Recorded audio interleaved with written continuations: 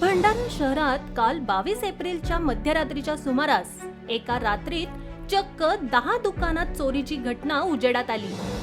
मध्यरात्रीपासून सुरू असलेल्या रिमझिम पाऊस आणि विजांच्या कडकडाटाचा फायदा घेत काही अज्ञात चोरट्यांनी शहरातील वेगवेगळ्या भागातील दुकानं फोडल्याची घटना घडली। यात सर्व दुकानांची शटर्स तोडून चोरट्यांनी आत प्रवेश करत दुकानातील गल्ल्यातील रोख रक्कम आणि मुद्देमाल लुटून नेला आहे।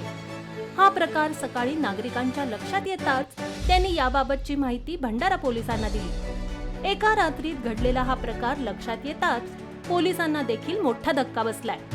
शिवाय गेल्या काही वर्षातील ही भंडारा शहरातील सर्वात मोठी चोरी असल्याचंही बोललं जात आहे। परिणामी पोलिसांनी या प्रकरणाचा तात्काळ तपास सुरू केला असता पोलिसांनी आतापर्यंत 2 संशयित चोरट्यांना अटक केली आहे। तर या प्रकरणाचा पुढील तपास सध्या पोलीस करत आहेत। मात्र या घटनेनं व्यापारी वर्गांमध्ये मोठी खळबळ उडाली आहे।